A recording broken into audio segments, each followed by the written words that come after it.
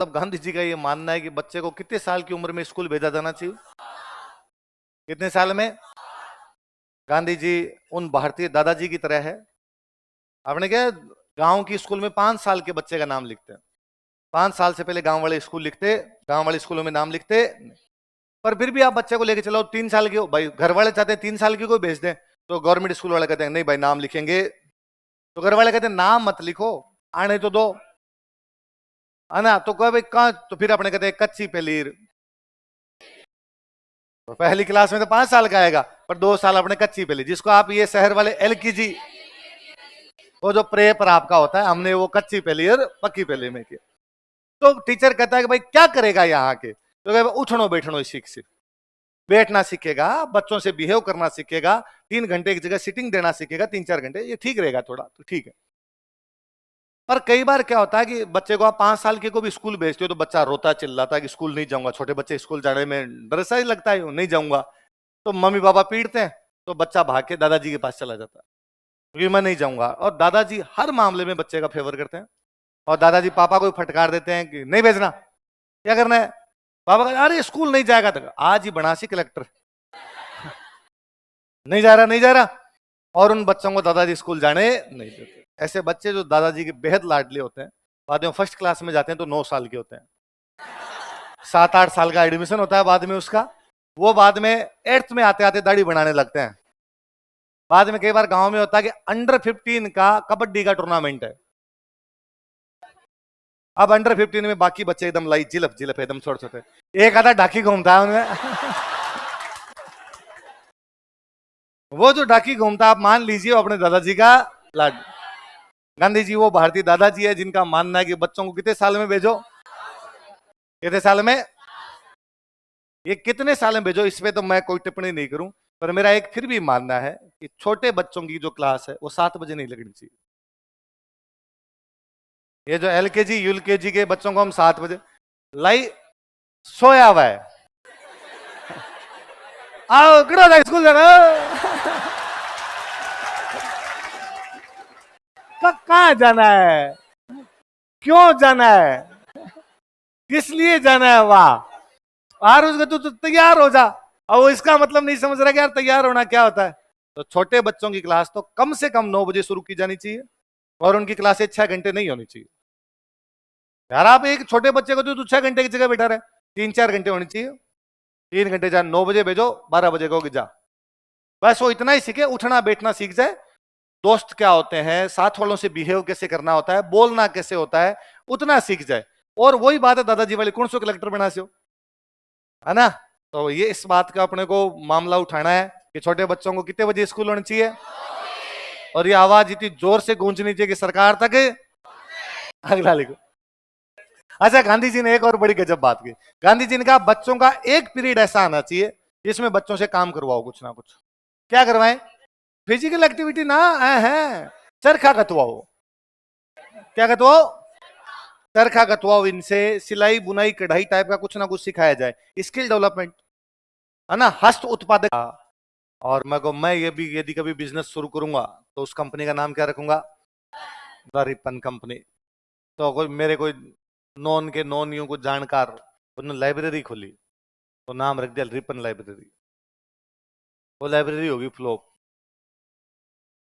उसमें स्टूडेंट गए फिर वो मेरे को गालियां निकालते, अंग्रेजों के नाम पर हमारी लाइब्रेरी का नाम रखवा दिया, इसलिए कोई भी हमारी लाइब्रेरी में आता। फिर अभी थोड़े दिन पहले एक और कोई स्टूडेंट आए थे, उनका सर हमारे कोई पास में वहां पे सैलून खुल रहा है। उन सैलून वाले भैया ने पूछा सैलून का नाम क्या रखें, तो नाम क्या रख दिया उसका? Ripon salon. तो रिपन भला आदमी था भाई, हाँ, वो चल रहा है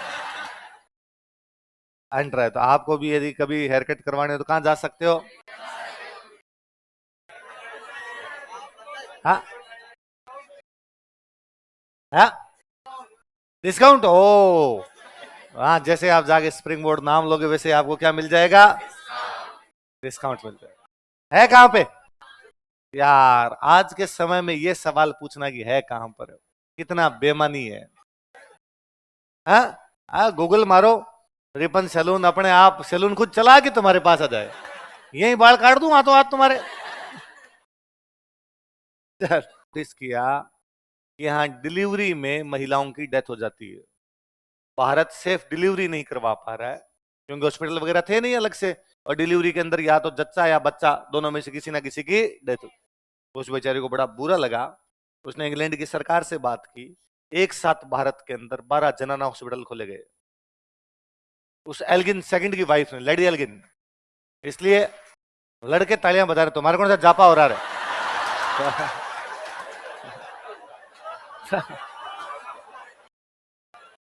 लड़कियों का समझ में आता, राजी हो तो राजी। वाह, कोई नहीं बजा ली अब। अंग्रेजों की अच्छी बात भी बजाइए। अच्छा, इसलिए आप यदि कभी जयपुर के जनरल हॉस्पिटल भी जाएंगे ना कभी, तो वहां भी आप देखेंगे कि वहां लेडी एल्गिन के बारे में, उनके बारे में लिखा हुआ है। तो ये जो गवर्नर जनरल की वाइफ वगैरह थे ना, इन्होंने बेचारे ने खूब सारा अलग अलग शिक्षा के क्षेत्र में, हॉस्पिटल के क्षेत्र में कार्य किया था। ये तो अपने क्या अपने साथ पंगा है कि अपनी पूरी हिस्ट्री एंटी ब्रिटिश है ना, एंटी ब्रिटिश है। जब अंग्रेजों को गालियां निकालनी है तो फिर अच्छे काम तो एकदम ही है ही नहीं, और जब उनके नहीं है तो फिर वाइफ वाले तो कौन लिखे। बाकी उन्होंने ये खूब सारे काम किए। तो डलहौजी के टाइम में मुझे ये लगता है कि यार उस टाइम उसने विश्वविद्यालय की बात की थी, उस समय कन्या विद्यालयों की अलग से बात की थी, कई सारी बातें की थी। तो लंदन विश्वविद्यालय की तरह कलकत्ता, मद्रास और बॉम्बे में क्या स्थापित किए जाएंगे। लोगों ने कहा साहब बातें बड़ी बड़ी है, भारत बड़ा देश है, एजुकेशन को संभालेगा कौन? तुम बना तो देते हो ये कर देंगे ये कर देंगे, उसको मेंटेन करने वाला भी तो चाहिए।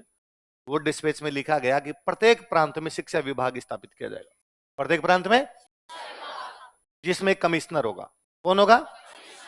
क्या फर्क पड़ता है, बाकी विभाग भी उनमें कमिश्नर है, कौन उनको ध्यान तो रखता नहीं कि नहीं साहब ये जो एजुकेशन कमिश्नर होगा डायरेक्टली रेस्पॉन्सिबल टू जी, सीधा किसके अधीन होगा?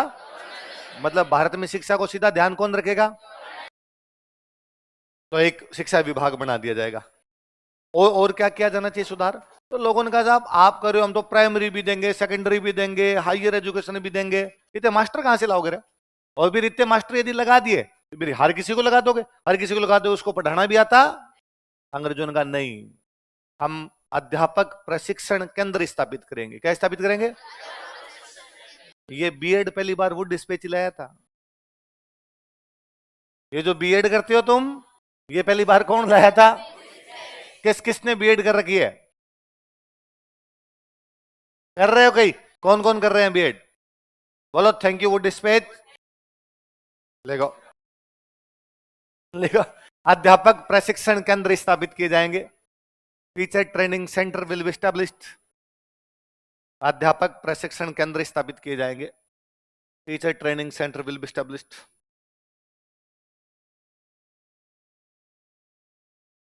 आप कहोगे सर हमने एडमिशन लिया है, कर नहीं रहे हम, है ना, क्योंकि हम एक दिन भी जाते, और हम कॉलेज वालों को भी कह के आए थे कि आएंगे नहीं, हम कोचिंग कर रहे हैं। क्या कर रहे हैं? और कॉलेज वाले ने भी कहा था कि आने की आवश्यकता,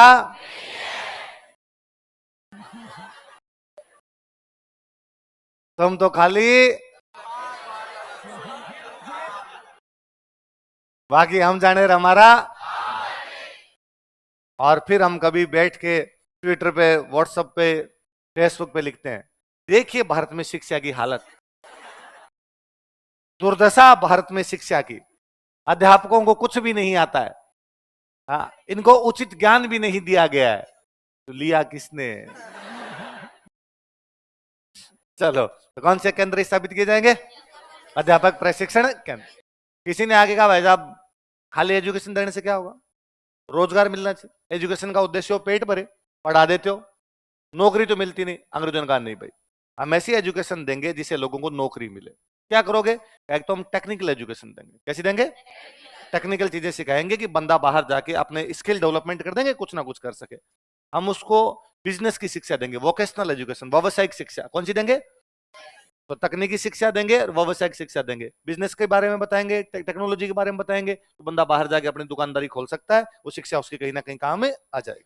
किसी ने जाके कहा कि सर जो लड़कियां वो तो पढ़ती नहीं, उनके लिए क्या करोगे? सर इनके लिए अभी हम अलग से ध्यान रखेंगे, महिला शिक्षा को भी बढ़ावा दिया जाएगा। किसी ने कहा ज्यादा बातें नहीं कर दी, टेक्निकल भी करेंगे, वोकेशनल भी करेंगे, विमन वाला भी करेंगे, हम तो ये भी कर देंगे, ये भी कर देंगे, ये भी कर देंगे। ये तो रुपए कहां चलाओगे? तुम्हारे पास इतने क्या संसाधन है सरकार के पास? सरकार ने कहा हम जानते हैं कि हमारे पास संसाधन ज्यादा नहीं, इसलिए हम प्राइवेट सेक्टर से भी कहना चाहेंगे कि आप भी स्कूल्स खोलो, आप भी कॉलेज खोलो, सरकार उसमें सहायता कर देगी। आधा रुपया प्राइवेट सेक्टर लगा दे, आधे सरकार लगा दे, हम एजुकेशन कर लेंगे। इसलिए अब जाके थोड़ा कम हुआ है, वरना अपने आज भी छोटे छोटे कस्बों के अंदर ऐसे स्कूल मिल जाएंगे जिनके लिए अपने कह देंगे आधो प्राइवेट आधो सरकारी है।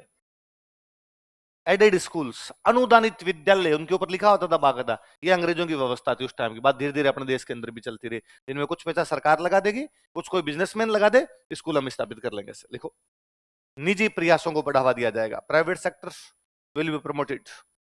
निजी प्रयासों को, निजी क्षेत्र को बढ़ावा दिया जाएगा, निजी प्रयासों को बढ़ावा दिया जाएगा, private sectors will be promoted.